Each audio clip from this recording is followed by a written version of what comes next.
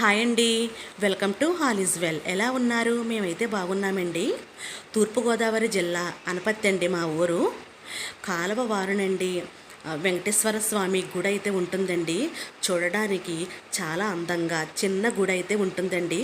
స్వామివారికండి ప్రతి శనివారం కూడా అభిషేకం ఆవు పాలతోటి అభిషేకం చేసండి. స్వామివారికి అయితే రకరకాల పువ్వులతోటి చాలా బాగా అలంకరిస్తారండి.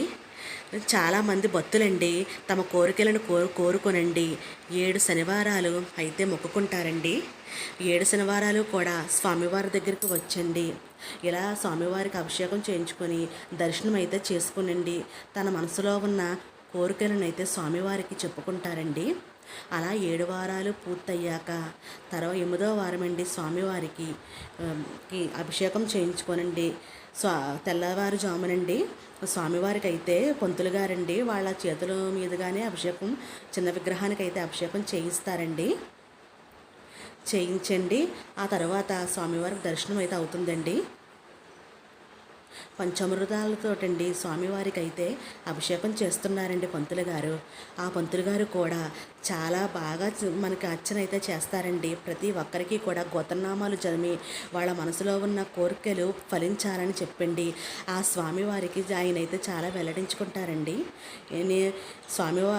ఆయన పంతులు గారండి అటు అలా ఇలా అంటూ చెయ్యరండి, చాలా బాగా చేస్తారండి. నాకైతే చాలా నమ్మకం అండి. పంతులు గారు అయితే చాలా బాగా చేస్తారండి. స్వామివారికి అండి తులసి దళాలతో అయితే అలంకరించారండి. ఇక్కడ ప్రతి శనివారము కూడా అన్నదానం కూడా జరుగుతుందండి. 7 శనివారాలు కోరికలు 7 వారాలు స్వామివారికి అండి మొక్కుకొని తమ మనసులో ఉన్న కోరికలండి, వివాహం కావచ్చు, గృహం కావచ్చండి, సంతానం కావచ్చు, ఆర్థిక పరిస్థితి కావచ్చండి, ఏదైనా సరేనండి స్వామివారు అయితే తీరుస్తున్నారండి. చాలా ఫేమస్ అయితే అయ్యిందండి. ఎక్కడెక్కడ నుంచో ఈ స్వామివారినండి దర్శించుకోవడానికి భక్తులు అయితే వస్తున్నారండి. అలాగే ఇక్కడండి మనకు తిరుపతిలో ఎలా అయితే సేవ చేసుకుంటారో అలా భక్తులండి తమ సేవను చేసుకోవడానికైతే ఇక్కడ ప్రతి శనివారము కూడా స్వామివారికి అయితే సేవ చేస్తారండి. అన్నదానంలో కూడా వారు పాల్గొంటారండి. స్వామివారికి అభిషేకం అయితే పూర్తయిందండి. చిన్న విగ్రహానికి అయితే చేస్తారు.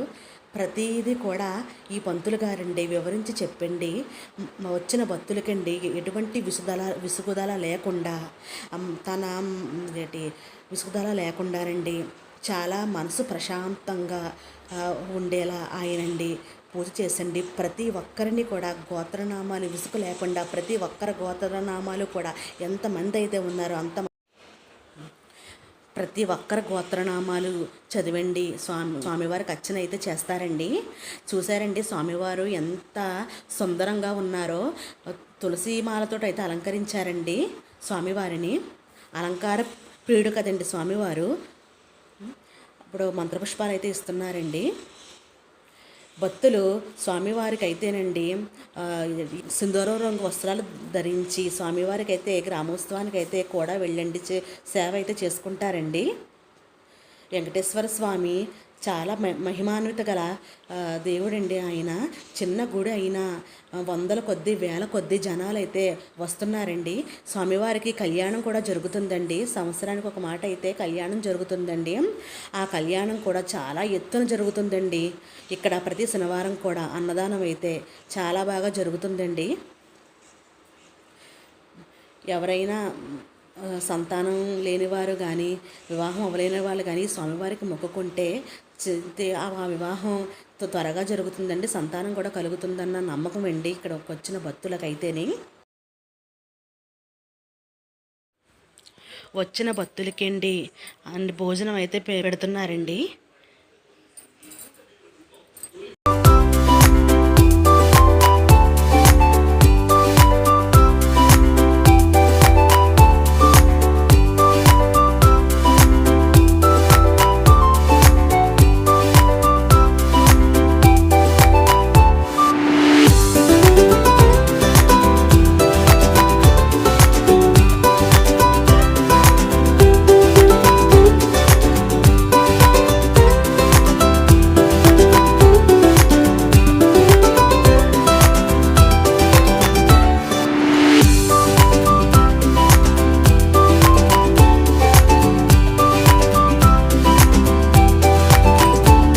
తిరుపతిలో ఎలా నామాలు పెడతారో ఇక్కడ కూడా అలాగే వచ్చిన భక్తులకి నామాలు అయితే పెడుతున్నారండి.